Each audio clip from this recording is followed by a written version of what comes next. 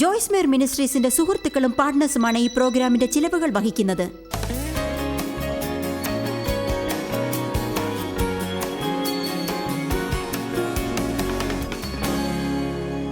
യേശുവിൽ നിങ്ങളുടെ നിയമപരമായ സ്ഥാനം എന്താണെന്ന് ഞാൻ പറഞ്ഞു തന്നു.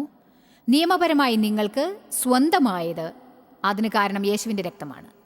യേശു ഞാൻ നിങ്ങളോട് പറഞ്ഞിട്ടുള്ള എല്ലാറ്റിനും വേണ്ടി വില കൊടുത്തു. അവൻ നമ്മെ വാങ്ങി, നീതിക്കുള്ള വില കൊടുത്തു. അവൻ നമ്മെ വില കൊടുത്ത് വാങ്ങി. ഞാനിപ്പോൾ പറഞ്ഞുകൊണ്ടിരിക്കുന്ന സൗജന്യ ദാനമായ ശക്തി നമുക്ക് നൽകി. ഈ ഉയിർത്തെഴുന്നേൽപ്പിൻ്റെ ശക്തി നമ്മുടെ ദിവസേനയുള്ള ജീവിതത്തിൽ ജീവിക്കാനായി യേശു വില കൊടുത്തു. എന്നാൽ അവനിലും അവന് കീഴെയും എന്ന പരിധിയിൽ ജീവിക്കുന്നതെങ്ങനെ എന്നറിയുകയാണെങ്കിൽ മാത്രമേ നമുക്കതിലേക്ക് കടക്കാനാവുകയുള്ളൂ. അവനോടൊത്ത് ജീവിക്കുക എന്നത് അവൻ്റെ കൂടെ സമയം ചെലവാക്കലിലൂടെയാണ്, വചനത്തിലൂടെ സമയം ചെലവാക്കുന്നതിലൂടെ, യേശുവിൽ വസിക്കുന്നതിലൂടെ, നാം ചെയ്യുന്ന എല്ലാറ്റിലും യേശുവിനെ ഒരു ഭാഗമാവാൻ അനുവദിക്കുന്നതിലൂടെ. ദൈവവുമായുള്ള ബന്ധം ഞായറാഴ്ചകളിൽ ദേവാലയത്തിൽ മുടങ്ങാതെ പോയി അടുത്ത ഞായറാഴ്ച വരെ ദൈവത്തെക്കുറിച്ച് ഓർക്കാതിരിക്കുക എന്നല്ല. അത് മതവിശ്വാസമാണ്, ചത്ത ഉണങ്ങിയ മതവിശ്വാസം. യേശു നമുക്കൊരു മതമുണ്ടാക്കി തരാൻ വേണ്ടി അല്ല മരിച്ചത്. യേശു മരിച്ചത് നമുക്ക് യേശുവിലൂടെ ദൈവവുമായി അടുത്ത ശക്തമായ വ്യക്തിപരമായ ബന്ധം ഉണ്ടാവാൻ വേണ്ടിയാണ്. അതായത് അവൻ നിങ്ങളുടെ ജീവിതത്തിലെ ഓരോ വശവും പിടിച്ചടക്കാൻ ആഗ്രഹിക്കുന്നു. ഓരോ ഭാഗവും ദൈവത്തിൻ്റെ എല്ലാ കാര്യങ്ങളും ഒരു തൊഴിലാണ്. എല്ലാം. നിങ്ങളുടെ വിനോദം അവൻ്റെ തൊഴിലാണ്, നിങ്ങളുടെ പണം അവൻ്റെ തൊഴിലാണ്, നിങ്ങൾ തിന്നുന്നത് അവൻ്റെ തൊഴിലാണ്, നിങ്ങൾ ശരീരം എങ്ങനെ സൂക്ഷിക്കുന്നു എന്നത് അവൻ്റെ തൊഴിലാണ്, നിങ്ങളുടെ സുഹൃത്തുക്കൾ ആരാണ് എന്നത് അവൻ്റെ തൊഴിലാണ്, എങ്ങനെ സംസാരിക്കുന്നു, എങ്ങനെ ചിന്തിക്കുന്നു, നിങ്ങളെക്കുറിച്ചുള്ളതെല്ലാം ദൈവത്തിൻ്റെ തൊഴിലാണ്. ഇതിനേക്കാൾ കൂടുതൽ നിങ്ങൾ ആവേശം കാണിക്കണം.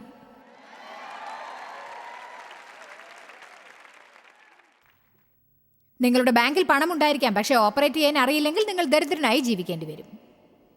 ഞാൻ ബാങ്കിൽ ഒരു അക്കൗണ്ടിൽ പണം നിക്ഷേപിക്കുന്നു, പക്ഷേ ATM മെഷീൻ ഉപയോഗിക്കാൻ അറിയില്ലെങ്കിൽ അഥവാ ചെക്ക് എഴുതി പണം വാങ്ങാൻ അറിയില്ലെങ്കിൽ ഞാൻ ദരിദ്രനായിട്ട് തന്നെ ജീവിക്കേണ്ടി വരും.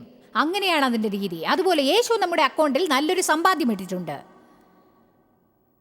പക്ഷെ ദൈവം അവർക്കായി കരുതിയിരിക്കുന്നതിലേക്ക് കടക്കുന്നത് എങ്ങനെയെന്ന് പലപ്പോഴും ക്രിസ്ത്യാനികൾ അറിയുന്നില്ല. ഇന്ന് ഞാൻ നിങ്ങൾക്കൊരു ആത്മീക ATM കാർഡ് തരുന്നു. ആമേൻ.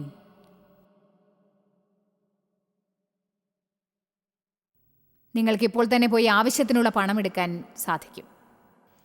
എന്തു പറയുന്നു? ആമേൻ. ദൈവത്തിന് കീഴിൽ ജീവിക്കുന്നതിനെക്കുറിച്ച് പറയാം. ഞാൻ 1 മിനിറ്റ് നിങ്ങളുടെ അനുസരണത്തെക്കുറിച്ച് പറയട്ടെ. നിങ്ങൾക്കിതെല്ലാം ഉണ്ടാകാം, അതേസമയം അനുസരണമില്ലാത്ത ജീവിതം നയിക്കണമെന്ന് ഞാൻ പറഞ്ഞാൽ അത് വിഡ്ഢിത്തമാണ്. ചിലപ്പോൾ സംഭവിക്കുന്നത് അതാണെന്ന് ഞാൻ കരുതുന്നു. യേശുവിലുള്ള നമ്മുടേതായതെല്ലാം നാം ജനങ്ങളോട് പറയുന്നു, പക്ഷേ ഉത്തരവാദിത്വമുള്ള ഭാഗം നാം അവരോട് പറയുന്നില്ല. നിങ്ങൾ അങ്ങനെ ചെയ്യുന്ന ഒട്ടും ശരിയല്ല. ഞാൻ അങ്ങനെ ചെയ്യുകയില്ല. നിങ്ങളെ ആവശ്യഭരിതരാക്കാൻ എനിക്ക് കഴിയും. എന്നിട്ട് നിങ്ങൾ കരുതും ഈ ലോകത്തിൽ ഏറ്റവും മഹത്തായവരാണ് നിങ്ങളെന്ന്. പക്ഷേ ഞാൻ മറ്റൊന്നും കൂടി പറയാം. നിങ്ങൾ ദൈവത്തെ അനുസരിച്ചില്ലെങ്കിൽ നിങ്ങൾ തികഞ്ഞവരായിരിക്കണമെന്ന് ഞാൻ പറയുന്നില്ല. പക്ഷേ നാം കരുതിക്കൂട്ടി പാപം ചെയ്യുന്നതും അതൊരു പ്രശ്നമേ അല്ലെന്ന് കരുതുന്നതും നാം അവസാനിപ്പിക്കണം.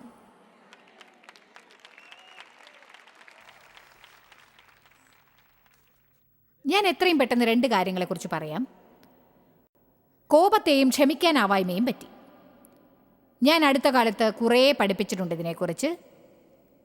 അതുപോലെ ക്രിസ്തുവിൻ്റെ ശരീരത്തിൽ നീരസവും കലാപവും മറ്റും ഞാൻ ആ വിഷയങ്ങളെക്കുറിച്ച് വർഷങ്ങളായി പഠിപ്പിച്ചുകൊണ്ടിരിക്കുന്നു. പ്രസംഗത്തിൻ്റെ അവസാനം ഞാൻ സഭയിൽ ആർക്കെങ്കിലും നീരസം, ക്ഷമിക്കാനാവായ്മ, കോപം, കയ്പ് എന്നിവയ്ക്ക് വേണ്ടി പ്രാർത്ഥിക്കേണ്ടവർ എഴുന്നേൽക്കണമെന്ന് പറയും. അപ്പോൾ ഞാൻ അവിടെ അങ്ങനെ പറയുമ്പോൾ അവിടെ ഉള്ളവരിൽ ഒരു 80% കുറവായ ആൾക്കാരെങ്കിലും അവിടെ എഴുന്നേൽക്കാതെ ഇരുന്നിട്ടേ ഇല്ല എന്ന് തന്നെ പറയാം. അതിൻ്റെ അർത്ഥം എന്താണെന്ന് പറയട്ടെ. നമുക്ക് ഈ ലോകം മുഴുവനും കോപക്കാരായ ക്രിസ്ത്യാനികളുണ്ട്. ഇതിനെക്കുറിച്ച് നിങ്ങൾ ചിന്തിക്കണം. ഇതിനെക്കുറിച്ച് ചിന്തിക്കണം. കാരണം വേദപുസ്തകം പറയുന്നു സൂര്യൻ അസ്തമിക്കുന്നത് വരെ കോപം സംഗ്രഹിക്കരുതെന്ന്. കയ്പും നീരസവും ക്ഷമിക്കാനാവായ്മയും നിങ്ങൾ കൊണ്ടു നടക്കുന്നുണ്ടെങ്കിൽ, നിങ്ങൾ നീരസപ്പെടുന്നുണ്ടെങ്കിൽ, ജീവിതത്തിൽ നിങ്ങൾക്ക് കലാപമുണ്ടെങ്കിൽ, വേദപുസ്തകം പറയുന്നത് എന്താണെന്നോ അത് ഉപേക്ഷിക്കണം എന്നാണ്. എൻ്റെ വികാരങ്ങളെ മാറ്റാനാവില്ല. നിങ്ങളുടെ വികാരങ്ങളെക്കുറിച്ചല്ല ഞാൻ പറയുന്നത്. നിങ്ങൾ എന്താണ് ചെയ്യുന്നതെന്നതിനെക്കുറിച്ചാണ്. നിങ്ങൾക്ക് ക്ഷമിക്കാനാവും. നിങ്ങൾക്ക് ശത്രുക്കൾക്കായി പ്രാർത്ഥിക്കാം. അവരെ അനുഗ്രഹിക്കാനാവും. നിങ്ങൾക്ക് തോന്നിയാലും ഇല്ലെങ്കിലും ദേഷ്യപ്പെട്ടിരിക്കുന്നവരോട് സംസാരിക്കാൻ നിങ്ങൾക്ക് സാധിക്കും. മറ്റുള്ളവർ അങ്ങനെ നിങ്ങളോട് ചെയ്യണമെന്ന് വാശി പിടിക്കരുത്. ദൈവം പറഞ്ഞതെല്ലാം നിങ്ങൾക്ക് ചെയ്യാൻ ആഗ്രഹമില്ലെങ്കിൽ, സത്യം പറഞ്ഞാൽ ദൈവം പറഞ്ഞത് ചെയ്യാൻ നിങ്ങൾ ആഗ്രഹിക്കുന്നുവെങ്കിൽ അതിനായി ഒരുങ്ങുമ്പോൾ വളരെ എളുപ്പമായിരിക്കും. അതുകൊണ്ട് നിങ്ങൾ വളരുകയല്ല, ദൈവത്തെ സ്നേഹിക്കുന്നത് കൊണ്ടാണ് അത് ചെയ്യുന്നത്. ദൈവത്തോടുള്ള അനുസരണം കൊണ്ടത് ചെയ്യുന്നു. കാരണം യേശു മരിച്ച് നിങ്ങൾക്ക് നൽകിയത് എല്ലാം നിങ്ങൾക്ക് സ്വന്തമാക്കാൻ സാധിക്കുമല്ലോ. നിങ്ങൾ ആത്മീക ATM കാർഡ് ഉപയോഗിക്കണം. നിങ്ങൾ ദൈവത്തെ സ്നേഹിക്കുന്നു. ലോകത്തിൽ നിങ്ങൾക്ക് അവനെ ശരിയായി പ്രതിനിധീകരിക്കണം. അവനായതുപോലെ നാമും ഈ ലോകത്തിലാകുന്നു. അവൻ ദേഷ്യപ്പെടില്ല. അവൻ നമ്മോട് ദേഷ്യപ്പെടാത്തതിന് നന്ദി ദൈവമേ. ദൈവം നമ്മേക്കാൾ ക്ഷമിക്കുന്നതിൽ മികച്ചവനായതുകൊണ്ട് എത്ര പേരാണ് സന്തോഷിക്കുന്നത്? എന്നിട്ടും നാം പ്രാർത്ഥിക്കുന്നു, ദൈവമേ ഞങ്ങളുടെ പാപങ്ങളെ ക്ഷമിക്കണമേ, മറ്റുള്ളവരോട് ഞങ്ങൾ ക്ഷമിക്കുന്നത് പോലെ ഞങ്ങളോടും ക്ഷമിക്കണമേ. അവൻ നമ്മോട് ദേഷ്യപ്പെടാത്തതിന് നമ്മൾ സന്തോഷിക്കണം. എന്നാൽ ഒരുപക്ഷെ അവൻ ദേഷ്യപ്പെട്ടേക്കാം. ഞാനിത് ഇന്ന് മുഴുവൻ പ്രസംഗിക്കാൻ പോകുന്നില്ല. ഞാനിവിടെ വന്നത് അങ്ങനെ ചെയ്യാനില്ല. പകരം ഞാനത് നിങ്ങൾക്കായി വിതറുകയാണ്. നിങ്ങൾ പ്രാർത്ഥനയിലൂടെ നിങ്ങളുടെ ജീവിതത്തിൽ നിന്ന് ദോഷങ്ങൾ അകറ്റണം. ദേഷ്യത്തോടെ ഉറങ്ങരുത്. വേദപുസ്തകം പറയുന്നു, സൂര്യൻ അസ്തമിക്കുന്നതുവരെ കോപം സംഗ്രഹിക്കരുതെന്ന്. ഞാൻ ആ സ്ഥിതിയിലായിരുന്നു. ഞാൻ അങ്ങനെ ചെയ്തിട്ടുണ്ട്. കിടക്കയുടെ അപ്പുറത്ത് കിടക്കും. കാരണം ഡേവിനോട് ഞാൻ മിണ്ടില്ലായിരുന്നു. അദ്ദേഹം എന്നെ തൊടുന്നത് എനിക്കിഷ്ടമല്ല. എന്നെ തൊടരുത്. ഒടുവിൽ തണുപ്പ് കൊണ്ട് ഞാൻ വിറച്ചു കിടക്കുമ്പോൾ അദ്ദേഹം നന്നായി പുതച്ച് കൂർക്കം വലിച്ച് സ്വപ്നം കണ്ടുകിടന്ന് ഉറങ്ങുന്നുണ്ടാവും. ഉത്തരം ഇപ്പോഴും അത് തന്നെയാണ്. ഒരാഴ്ചയ്ക്ക് ശേഷമോ അല്ലെങ്കിൽ അടുത്ത ദിവസം രാവിലെയോ എനിക്ക് അദ്ദേഹത്തോട് ക്ഷമിക്കേണ്ടി വരും. ഞാൻ ദേഷ്യം കളയണം, ഉപേക്ഷിക്കണം, അത് വിടണം. ദൈവത്തെ വിശ്വസിച്ച് മുന്നോട്ട് പോകണം. ആരും എല്ലാം തികഞ്ഞവരല്ല. അവർ നിങ്ങളെ വേദനിപ്പിക്കും. അവർ നിങ്ങളെ നിരാശപ്പെടുത്തും. നമ്മൾ മറ്റുള്ളവരെ തികവുള്ളവരാവാൻ സമ്മർദ്ദം ചെലുത്തുമ്പോഴൊക്കെ നമ്മൾ മനോവിഷമത്തെ ക്ഷണിക്കുകയാണ്. ഞാൻ ഇവിടെ പറയാൻ ആഗ്രഹിക്കുന്ന മറ്റൊന്ന്, അതൊരു വലിയ പ്രശ്നമായിട്ട് എടുക്കരുത് എന്നതാണ്. അത് ഏതാനും ചില പാപങ്ങളെ പുറത്തേക്ക് എറിയുമെന്ന് എനിക്ക് തോന്നുന്നു. നിങ്ങൾക്കറിയാമോ, ക്ഷമിക്കാനാവായ്മ അതൊരു പാപമാണ്, ലംഘനമാണ്. ഞാൻ എപ്പോഴും വായിക്കുന്ന മറ്റൊരു കാര്യം, എൻ്റെ ദൈവമേ, ദൈവം ഇത് എന്നെ കൊണ്ട് വായിപ്പിക്കുന്നതിനെ വിഷമിപ്പിക്കുന്നു. എനിക്കിതൊരു പക്ഷേ ആവശ്യമായിരിക്കും. അത് വായയെക്കുറിച്ചുള്ളതാണ്.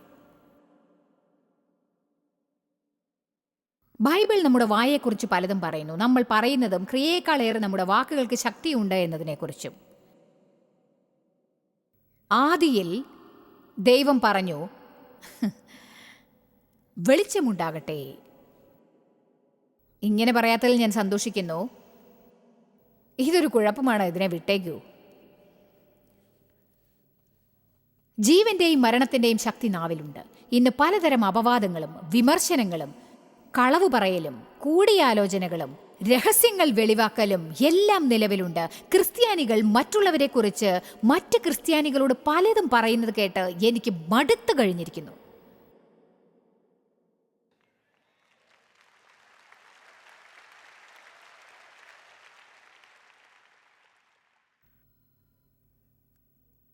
ഞാൻ പറയുന്നത് കേൾക്കുവിൻ. TV-യിലൂടെ ഇത് കാണുന്നവരും കേൾക്കുന്നവരും ദയവായി കേൾക്കൂ. ദൈവം നിങ്ങൾക്കായി അത്ഭുതമായ സമ്മാനങ്ങൾ കരുതി വെച്ചിട്ടുണ്ട്. അത്ഭുതകരമായ പല സമ്മാനങ്ങളും കരുതി വില കൊടുത്ത് വാങ്ങിയിട്ടുണ്ട്. അതിലേക്ക് എങ്ങനെ കടക്കണമെന്ന് മാത്രം പഠിച്ചാൽ മതിയാകും. നമ്മൾ അവനുള്ളിലും അവന്റെ കീഴെയും ജീവിക്കണം. ദൈവവുമായി സമയം ചിലവാക്കുക, അവനോട് കൂട്ടുകൂടുക. അതാണ് നിങ്ങളുടെ ജീവിതത്തിലെ ബലഹീനതകളെ അതിജീവിക്കാനുള്ള ശക്തി നിങ്ങൾക്ക് നൽകുക.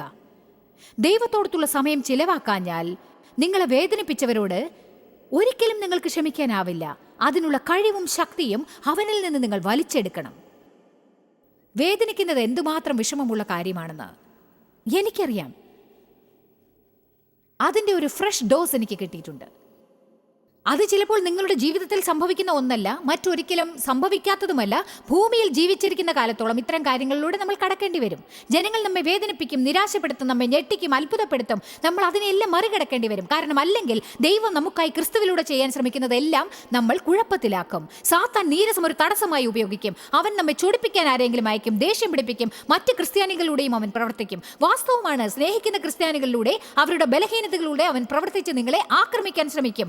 ദൈവത്തിൽ നിങ്ങൾ വളരുന്നത് തടയാൻ നിങ്ങൾ ദേഷ്യം പിടിപ്പിക്കും. നിങ്ങൾ അതോടെ എവിടെയെങ്കിലും മനോവിഷമത്തോടെ കുത്തിയിരിക്കും. ഒരു കാര്യത്തെക്കുറിച്ച് നിങ്ങൾക്കൊന്നും ചെയ്യാൻ സാധിക്കില്ല. ഞാൻ നിങ്ങളുടെ പ്രോത്സാഹനത്തെക്കാൾ നന്നായി പ്രസംഗിക്കുന്നു.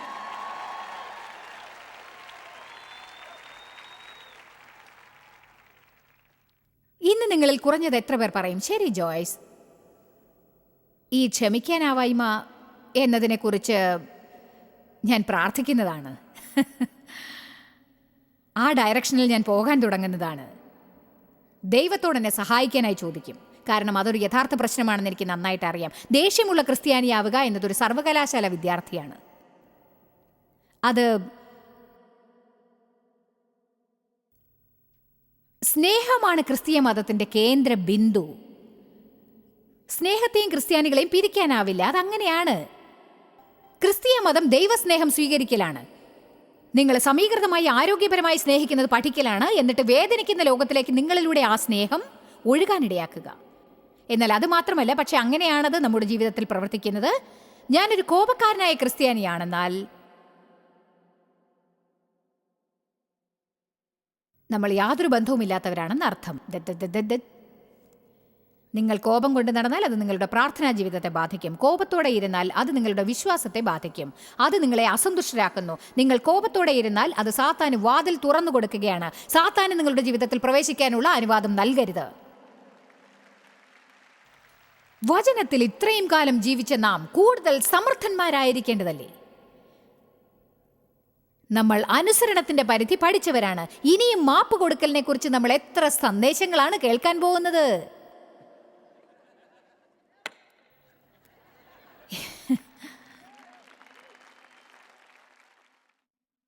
ഇതെന്തുകൊണ്ടാണ് കഠിനമായിരിക്കുന്നതെന്ന് അറിയാമോ? കാരണം അതിൽ നമ്മുടെ വികാരങ്ങൾ അടങ്ങിയിരിക്കുന്നു. ആ വികാരങ്ങളെ നാം ആരാധിച്ചു കൊണ്ടിരിക്കുന്നു, ശരിയല്ലേ? എല്ലാം ചെയ്യാൻ തോന്നലിനായി കാത്തിരിക്കും. വേദപുസ്തകം പറയുന്നു, നിങ്ങളുടെ മനസ്സിനെ ദൃഢതയുള്ളതാക്കിക്കൊള്ളുവിൻ. നിങ്ങൾ ക്രിസ്തുവിനോടുകൂടെ ഉയർത്തെഴുന്നേറ്റിരിക്കുന്നുവെങ്കിൽ, കൊലോസ്യർ 3:1 പറയുന്നു, ആകയാൽ നിങ്ങൾ ക്രിസ്തുവിനോടുകൂടെ ഉയർത്തെഴുന്നേറ്റിരിക്കുന്നു എങ്കിൽ ക്രിസ്തു ദൈവത്തിന്റെ വലത്ത് ഭാഗത്തിരിക്കുന്നിടമായ ഉയരത്തിലുള്ളത് അന്വേഷിപ്പിൻ. ഭൂമിയിലുള്ളതല്ല, ഉയരത്തിലുള്ളത് തന്നെ ചിന്തിപ്പിൻ. ഇനി കോപത്തോടെ ജീവിക്കില്ല എന്ന് നിങ്ങൾ മനസ്സിൽ ദൃഢതയോടെ ഇരിപ്പിൻ.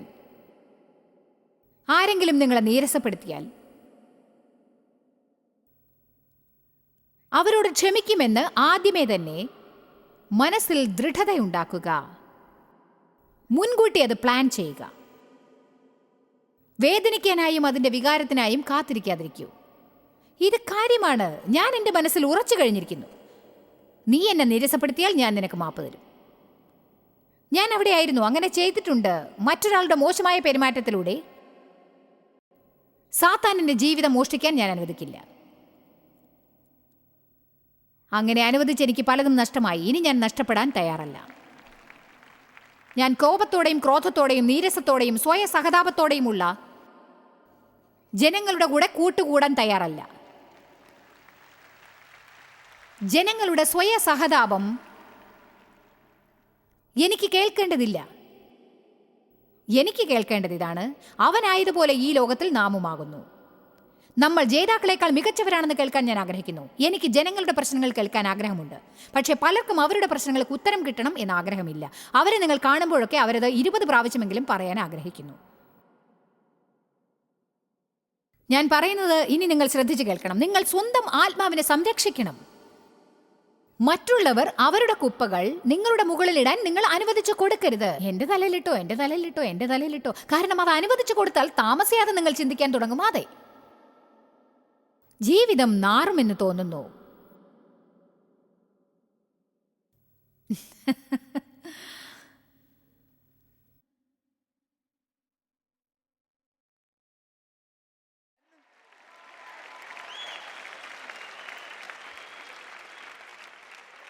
അതിനാൽ നിങ്ങൾ മനസ്സ് ദൃഢമാക്കണം. ഞാൻ ആത്മീകമായ ആരോഗ്യമുള്ള സുഹൃത്തുക്കളെ തേടാൻ പോവുകയാണ്.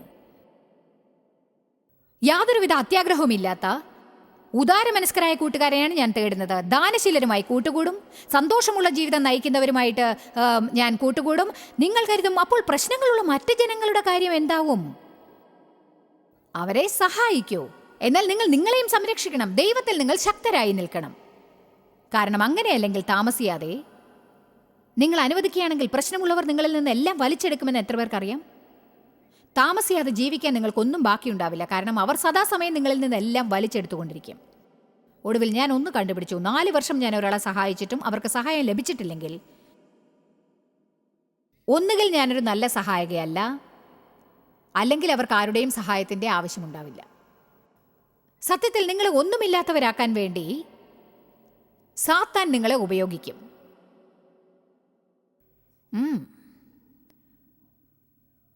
മനസ്സ് ദൃഢപ്പെടുത്തുക. ഞാൻ ദൈവത്തെ അനുസരിക്കും, ദൈവസഹായത്തോടെ ഞാൻ അനുസരിക്കും. മനസ്സ് ദൃഢമാക്കുക. ഞാൻ ചിട്ടയോടെ ജീവിക്കുന്നവനാണ്. നിങ്ങളുടെ ജീവിതത്തിൽ ചിട്ടകൾ പാലിക്കണം. നിങ്ങളുടെ വേദനയും സന്തോഷവും നിങ്ങൾ പ്ലാൻ ചെയ്യണം. നിങ്ങൾ ചോദിക്കാം, എന്താണ് ഈ പറഞ്ഞതിൻ്റെ അർത്ഥം? ഞാൻ ആഴ്ചയിൽ 3 പ്രാവശ്യം വർക്കൗട്ട് ചെയ്യാൻ തീരുമാനിച്ചു.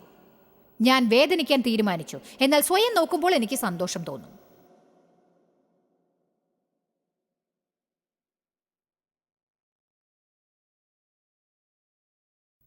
കണ്ണാടിയിൽ നോക്കുമ്പോൾ സന്തോഷിക്കണമെന്ന് നിങ്ങൾക്ക് പ്ലാൻ ചെയ്യാനാവില്ല. നിങ്ങൾ കരുതും, എൻ്റെ രൂപം ഇങ്ങനെ ആയിരിക്കരുതെന്ന് ഞാൻ ആഗ്രഹിക്കുന്നു.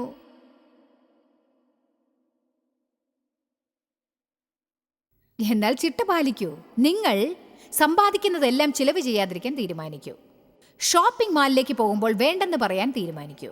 ഒരു ബഡ്ജറ്റിൽ ഒതുങ്ങാൻ പ്ലാൻ ചെയ്യൂ. അപ്പോൾ നിങ്ങൾക്ക് പണം സ്വരൂപിക്കാൻ കഴിയും, എന്നിട്ട് ചിലവാക്കാനാവും. നിങ്ങളുടെ വേദനയെ തീരുമാനിക്കൂ, സന്തോഷത്തെ പ്ലാൻ ചെയ്യൂ. നിങ്ങൾക്ക് വെറുതെ സന്തോഷത്തിനായി പ്ലാൻ ചെയ്യാനാവില്ല. മനസ്സ് ദൃഢമാക്കൂ. ഒരു പുതിയ ജീവിതത്തിനായി മനസ്സ് ദൃഢമാക്കൂ. മനസ്സ് ദൃഢമാക്കിക്കൊണ്ട് ഇങ്ങനെ പറയൂ, ഞാൻ ഇവിടെ നിന്ന് പുറത്തു പോകുമ്പോൾ ഇവിടെ വന്നവനായിരുന്നതുപോലെ തിരിച്ചു പോവില്ല. ഞാൻ ദേഷ്യത്തോടെ ജീവിക്കാൻ പോകുന്നില്ല. ഞാൻ തല കുനിച്ചുകൊണ്ട് ജീവിക്കാൻ പോകുന്നില്ല. ഞാൻ വചനം വായിക്കും. ഞാൻ എൻ്റെ ജീവിതത്തിൽ ചിട്ട പാലിക്കും. ഞാൻ ദൈവവുമായി സമയം ചിലവാക്കും. ഞാൻ ദൈവവചനം വായിക്കും. എനിക്ക് നൽകാനായി യേശു മരിച്ചുണ്ടാക്കിയതെല്ലാം ഞാൻ എടുക്കാൻ തുടങ്ങും. ഞാൻ തലയാണ്, വാലല്ല. മുകളിലാണ്, താഴെയല്ല.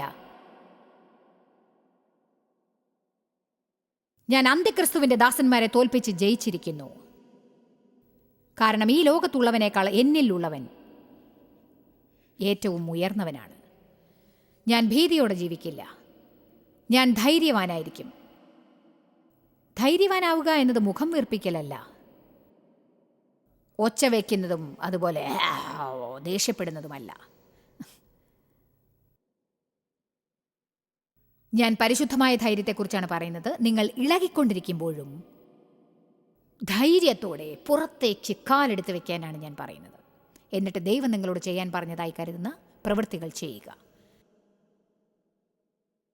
ധൈര്യമായിരിക്കുക എന്നാൽ ഭയം തോന്നാൻ പാടില്ലെന്ന് അർത്ഥമില്ല. ഭയം തോന്നിയാലും അത് ചെയ്യണം എന്നാണ് അർത്ഥം. ആമേൻ.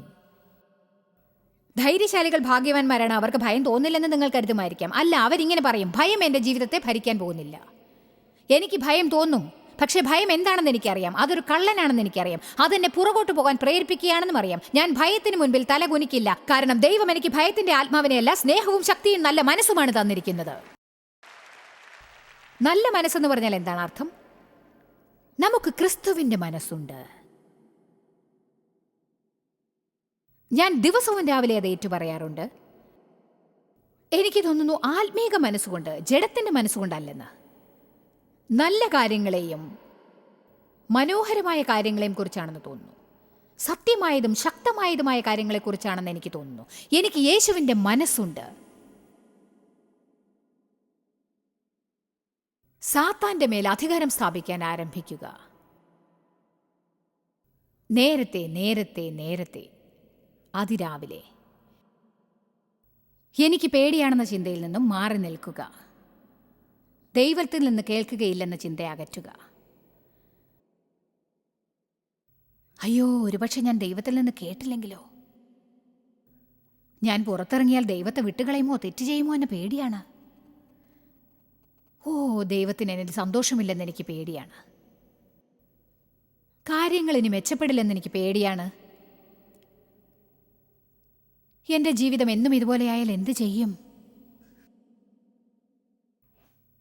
എൻ്റെ ഭാര്യ ഒരിക്കലും മാറിയില്ലെങ്കിലോ, എൻ്റെ ഭർത്താവ് മാറിയില്ലെങ്കിൽ എന്ത് ചെയ്യും?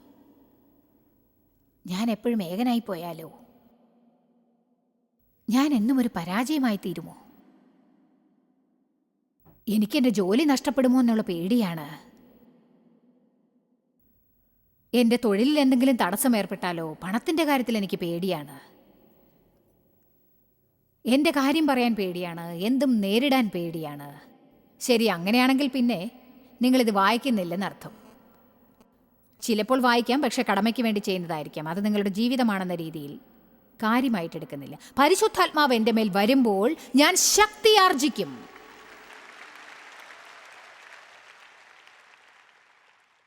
ലൂക്കോസ് 10:19 അത് സ്ക്രീനിൽ കാണിക്കൂ. ലൂക്കോസ് 10:19. ഈ ഒരൊറ്റ വചനം നിങ്ങളുടെ ആത്മാവിൽ മനസ്സിലാക്കുകയാണെങ്കിൽ അത് നിങ്ങളെ ഉയരത്തിലെത്തിക്കും. പാമ്പുകളെയും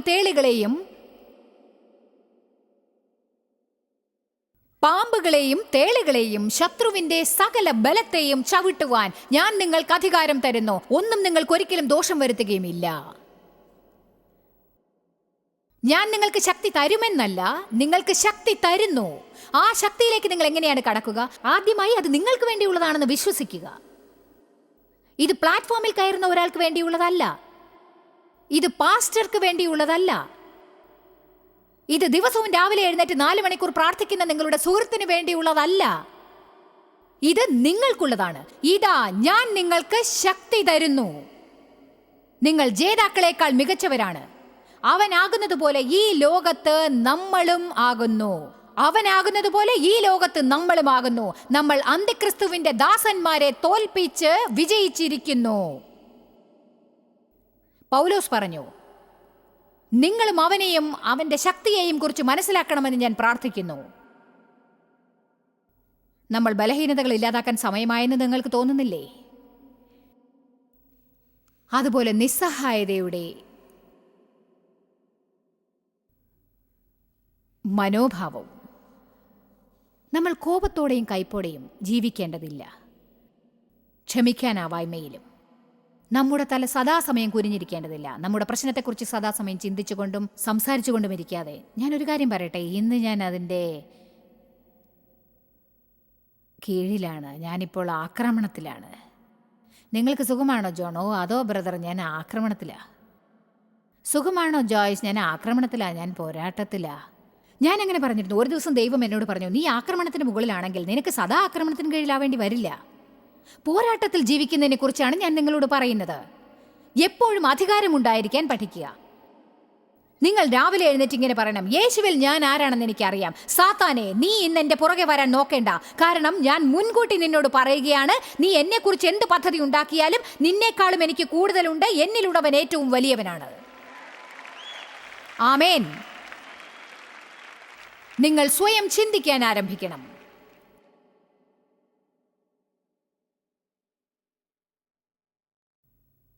അവനായിരിക്കുന്നത് പോലെ നമ്മൾ ഈ ലോകത്തിലായിരിക്കണം. ഈ കാര്യങ്ങളും കൂടി കേൾക്കൂ. അതോടെ ഇന്ന് ഞാൻ അവസാനിപ്പിക്കും. അവൻ ദൈവപുത്രനാണ്, നമ്മൾ ദൈവപുത്രന്മാരും. അവൻ പുരോഹിതനാണ്, രാജാവാണ്. റോമർ 5:7 പറയുന്നു, നീതിയിലൂടെ നമ്മൾ ജീവിതത്തിൽ രാജാക്കന്മാരാകുന്നു. നീതിയിലൂടെ രാജാക്കന്മാർ. വെളിപ്പാട് 5:9 മുതൽ 11 വരെ നമ്മളിപ്പോൾ ദൈവത്തിന് രാജാക്കന്മാരും പുരോഹിതന്മാരും ആകുന്നു. അവൻ മഹാനായ വൈദ്യനാണ്, സൗഖ്യദാതാവുമാണ്. നമ്മൾ തലയിൽ കൈവച്ചാൽ രോഗശാന്തി ലഭിക്കുമെന്ന് പറഞ്ഞിട്ടുണ്ട്. അവൻ ലോകത്തിന്റെ വെളിച്ചമാണ്. മത്തായി 5 പറയുന്നു, നമ്മൾ ലോകത്തിന്റെ വെളിച്ചമാണ് എന്ന്. അവൻ ജീവന്റെ വെള്ളമാണ്. അതിൽ ഇതും പറയുന്നുണ്ട്, നിങ്ങളുടെ ഉദരത്തിൽ നിന്ന് ജീവനദിയുടെ വെള്ളം ഒഴുകും. അവൻ ആട്ടിടയനും നമ്മൾ ആടുകളും അത്രേ. അവൻ പ്രധാന മൂലക്കല്ലാണ്. നമ്മൾ ആത്മീക ഭവനം പണിയാനുള്ള ജീവനുള്ള കല്ലുകളാണ്. അവൻ മശീഹ എന്ന് അഭിഷേകിക്കപ്പെട്ടവനാണ്. അവൻ അഭിഷേകിക്കപ്പെട്ട അതേ പരിശുദ്ധാത്മാവിനാൽ നാമും അഭിഷേകിക്കപ്പെട്ടിരിക്കുന്നു. അതേ ശക്തിയാൽ, വേറെ ഒരു ശക്തിയാലുമല്ല. മരിച്ചവരിൽ നിന്ന് അവനെ ഉയർപ്പിച്ച പരിശുദ്ധാത്മാവിന്റെ അതേ ശക്തിയാൽ നാമും അഭിഷേകിക്കപ്പെട്ടു. നാം ദൈവത്തോടൊത്ത് പങ്കാളികളാണ്. അതെത്രമാത്രം അത്ഭുതകരമാണെന്ന് നിങ്ങളോട് പറയാൻ എനിക്ക് വാക്കുകളില്ല. അവൻ നമ്മിൽ വസിക്കാൻ വരുന്നു. അവൻ അത്ഭുതകരമായ കാര്യങ്ങൾ നമുക്ക് നൽകുന്നു. അതിലേക്ക് കടക്കാൻ നാം ദൈവവചനം അറിഞ്ഞിരിക്കണം. നാം ദൈവവചനത്തെ വിശ്വസിക്കണം. എന്നിട്ട് അവൻ നമുക്കുണ്ടാവണമെന്ന് പറയുന്നത് നമ്മുടെ ഉള്ളിൽ ഉള്ളതുപോലെ നാം പെരുമാറണം. നിങ്ങൾ ഭയമില്ലാത്തവരായി, ധൈര്യശാലികളായി, വിശ്വാസികളായിരിക്കാൻ തയ്യാറാണോ? നിങ്ങൾക്ക് ജീവിതത്തിൽ അത് വേണമെന്നുണ്ടോ? പലരും അത് ആഗ്രഹിക്കുമെന്ന് തോന്നുന്നു. ഭയം എല്ലാവരെയും ബാധിക്കുമെന്ന് നിങ്ങൾക്കറിയാം.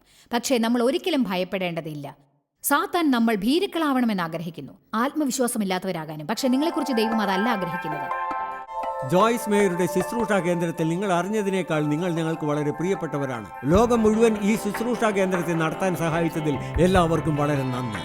നമ്മൾ ഒരുമിച്ച് വിശക്കുന്നവർക്ക് ആഹാരം കൊടുക്കുന്നു, പാവപ്പെട്ടവർക്ക് വസ്ത്രങ്ങൾ കൊടുക്കുന്നു, എല്ലാ ദേശത്തേക്കും സന്ദേശങ്ങൾ അറിയിക്കുന്നു. ഞങ്ങൾ നിങ്ങളോട് അപേക്ഷിക്കുകയാണ്, ഞങ്ങളോട് ബന്ധപ്പെടുക joycemeyer.org.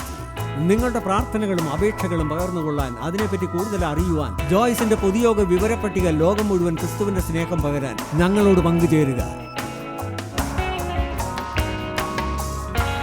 ജോയ്സ് മേയർ മിനിസ്ട്രീസിന്റെ സുഹൃത്തുക്കളും പാർട്ട്നേഴ്സുമാണ് ഈ പ്രോഗ്രാമിന്റെ ചിലവുകൾ വഹിക്കുന്നത്.